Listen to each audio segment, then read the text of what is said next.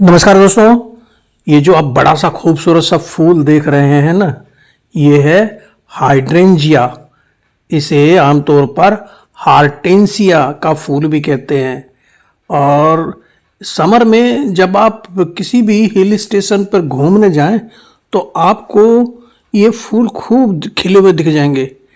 हम गए थे उत्तराखंड में, एक प्यारा सा हिल स्टेशन है बिनसर वैली, और वहाँ पर हम रुके थे क्लब महिंद्रा के रिसोर्ट में। और इस रिसोर्ट के प्रांगण में ये जो बहुत सारे खूब सारे फूल खिल रहे हैं ना, ये वहाँ पे लगे हुए थे। तो मैंने सोचा ये खूबसूरत से फूलों वाले पौधे को आपके साथ शेयर किया जाए। ये हाइड्रेंजिएसी परिवार का पौधा है और बहुत ही खूबसूरत सा, मतलब इसकी पत्तियां भी बड़ी खूबसूरत सी लगती हैं। और एशिया और अमेरिका का मूल निवासी है। जीनस हाइड्रेंजिया जो है उसमें 70 से अधिक प्रजातियां हैं। और मिट्टी के पीएच के आधार पर यह रंग बदलता है। अम्लीय मिट्टी यानी 7 पीएच से कम होने पर नीला, और 7 से ज़्यादा होने पर यानी क्षारीय मिट्टी में गुलाबी हो जाता है। हाइड्रेंजिया का मतलब है पानी का बर्तन, मतलब इसे पानी बहुत ज़्यादा चाहिए। जब इसमें फूल आते हैं तो इसकी प्यास बहुत बढ़ जाती है। यह पानी की कमी में बच्चों की तरह मुंह लटका लेता है। फूल और पत्तियां झुक जाती हैं और पानी मिलते ही ये ठीक भी हो जाता है।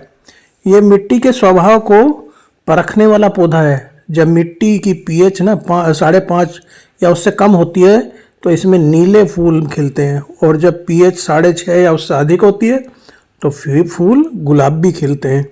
और पीएच जब 5.5 से 6.5 के बीच में रहती है तो बैंगनी फूल आते हैं। तो है ना एक नेचुरल पीएच इंडिकेटर जो है ना, तो ये एक प्राकृतिक संकेतक है पीएच का। लेकिन सफ़ेद फूल वाले जो हाइड्रेंजिया होते हैं उनकी प्रकृति ऐसी नहीं होती, वो सफ़ेद ही रहते हैं। हाइड्रेंजिया एक लोकप्रिय और सजावटी पौधा है। और इसमें जो हाइड्रेंजिया मैक्रोफिला एशिया में सबसे लोकप्रिय हुआ है। इसकी 600 से अधिक किस्में हैं और इसमें बड़े फूल आते हैं, क्लस्टर में गोल आकार बनाते हैं। इसे बिग लीफ हाइड्रेंजिया भी कहा जाता है। इसकी पत्तियां भी हरी भरी बड़ी सुंदर लगती हैं। और अगर कॉफ़ी या नींबू वर्गीय जो हमारे फल होते हैं उनके छिलकों को सुखाकर जो कार्बनिक पदार्थ है ना उसको डाल दें अगर इसकी मिट्टी में, तो अम्लीय बढ़ जाती है और फूलों का रंग नीला हो जाता है।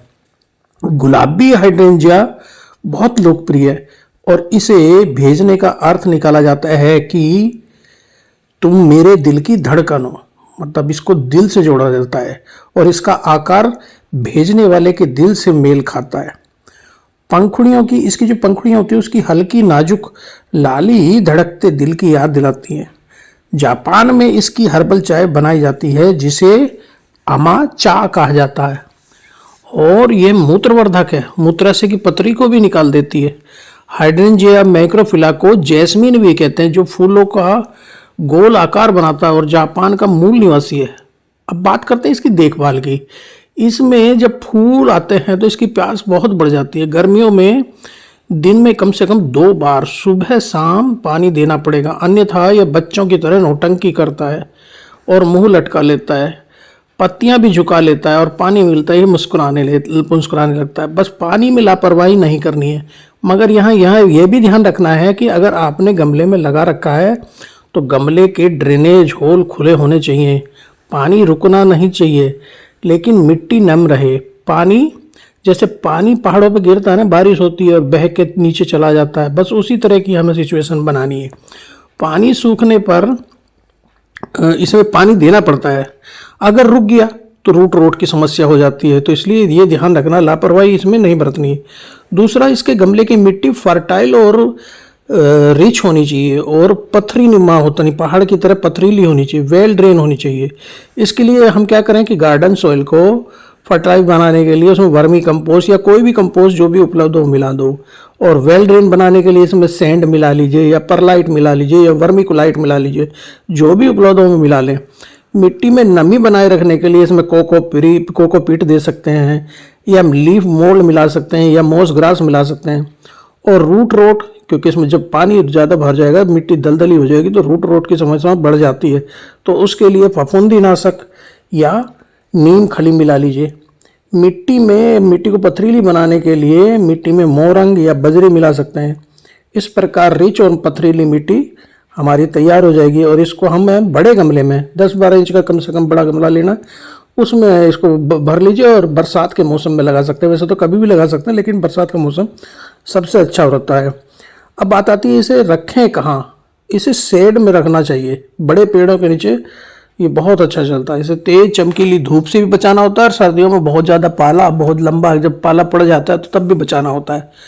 और सर्दियों में फूल इसमें नहीं आते हैं और पत्तियां भी इसकी बेरंग सी हो जाती हैं, काली पड़ने लगती, इसलिए पानी थोड़ा कम देना चाहिए और रूट रोट से बचाना है। उस समय भी फूलों के खिलने के बाद लंबी टहनियों की जिन पर फूल खिल चुके हैं उनकी प्रूनिंग करना बहुत जरूरी, उनको काट दीजिए।